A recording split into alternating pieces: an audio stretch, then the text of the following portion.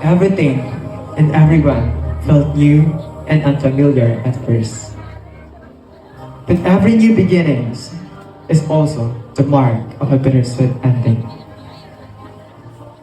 It truly is unbelievable how fast time flies.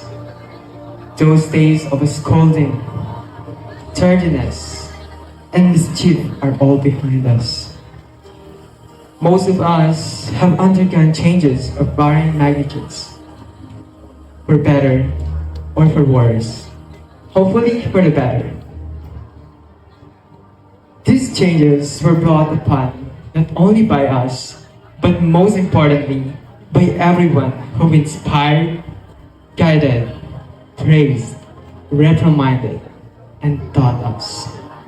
With this, my never-ending gratitude goes to Lipay National High School and to everyone who have inspired. To our principal, to the non-teaching staff, and especially to our teachers who tirelessly guided and supported us since day one. Thank you for your teaching us not only the competencies we needed to pass, but also the invaluable life lessons that we will be able to use for a lifetime. Thank you for being our role models and superheroes, truly worthy of emulating. Thank you for treating us as your own children, loving us unconditionally and without prejudice. I hope and pray may you continue to guide and inspire the future generations as much as you've guided and inspired us. Sabi nila, love life daw ang pinakamagandang mangyayari sa high school life nila. Pero para sa akin, ito ay ang makilala ko ang bawat isa na tumulong at nagbigay aral sa akin.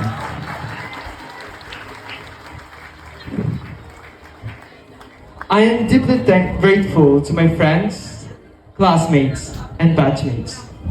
Your presence in our lives is a vital piece of a puzzle, completing our journey together. Thank you for being such an integral part of our shared experience. You serve as guiding lights, illuminating the path as we unveil our hidden skills and showcase our talents. Your support and friendships mean the world to me. Hindi ko kayo makakalimutan. Hindi ko sasabihin paalam kaibigan, sapagkat kahit magkahiwalay tayo ng paaralan, mag-iba ng kursong kukunin, mag-ibang landas na tahaking, mananatili pa rin kayo sa aking puso at isipan.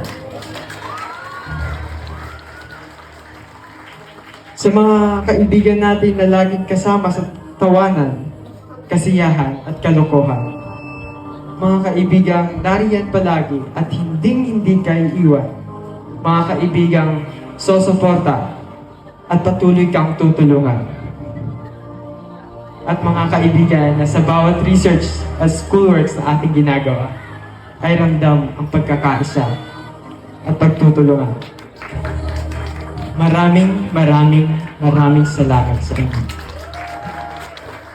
We are not just making troubles, projects, or friendships.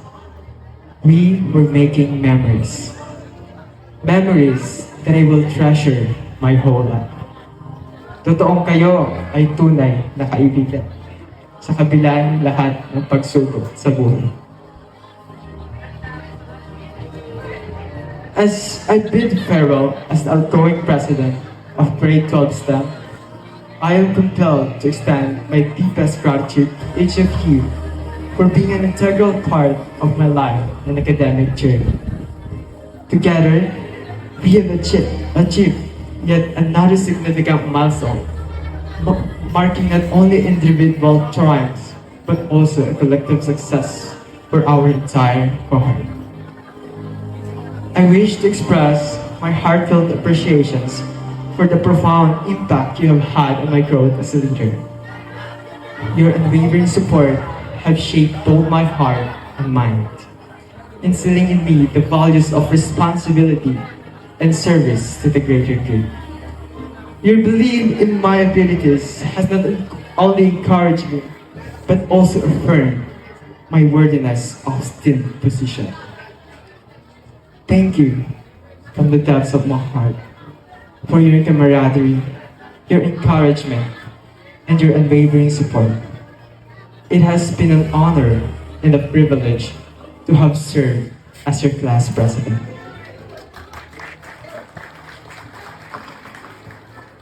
At this time, I want to express my deepest gratitude to our former advisors and teachers whose unwavering support and guidance have been invaluable throughout our academic journey. To Sir Ian Julie Mano. Thank you, sir. Thank you for teaching us how to appreciate art. Thank you, sir. To Ma'am Laarni Achivar.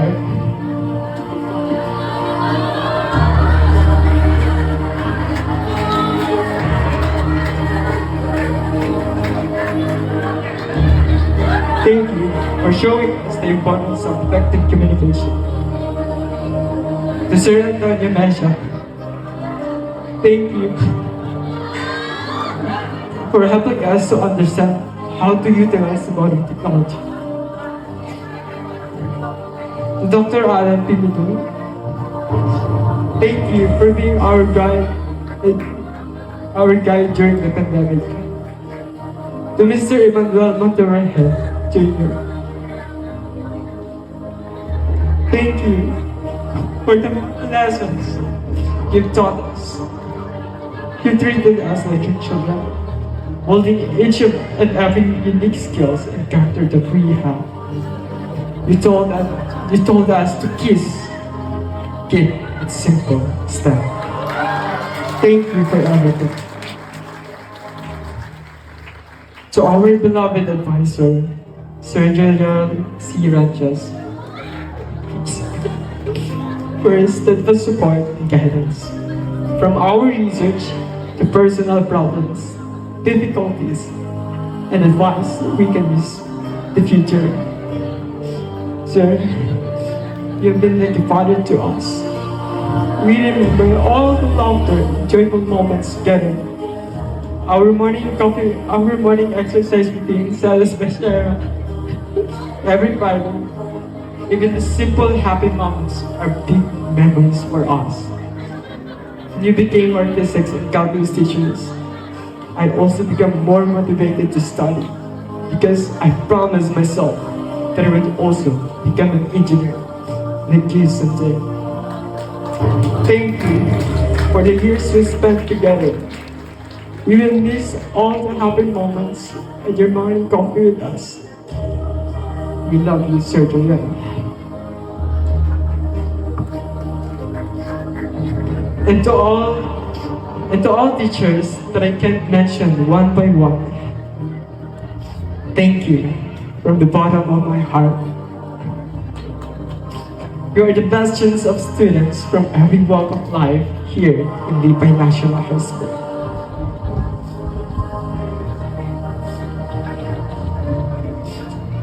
And to the stars of the show, our brave and loving parents.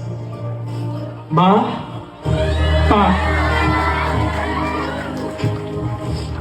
Nay, Dad, graduate na po ako ng high school. Maraming salamat po.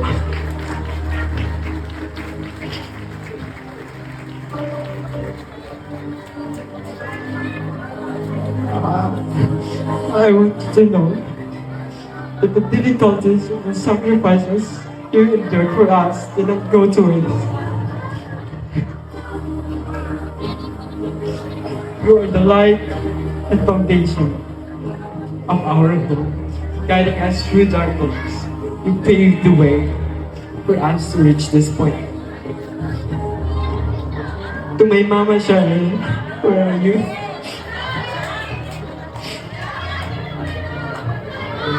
my mentor, my model, and my superhero. I know being a teacher and being a mother is harder, but you've done both amazingly. I witnessed all the good you've shown not only to us, but especially to others. Which is why I also strive to be a good person. You are the standard I want to match. I want to say sorry for those times I didn't listen to obey, but I promise that I will always be your panganay, and I will always be here for you.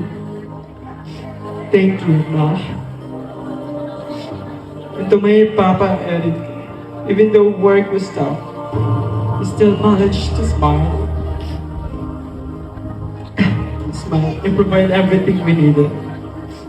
And for that, I am very thankful. Gusto kong tuparin ang pangarap mo para sa akin, ang maging isang engineer. Kaya sa araw na ito, pinapangako ko, pagkatapos ng 5 taon, ako ay isang ganap at rehistradong engineer ng civil.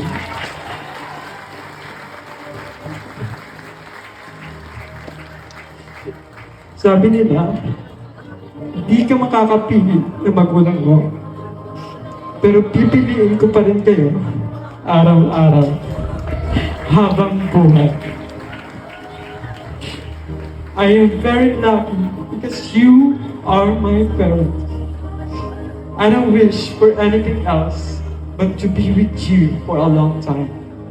Muli, marami pong salamat at mahal na mahal na mahal ko kayo.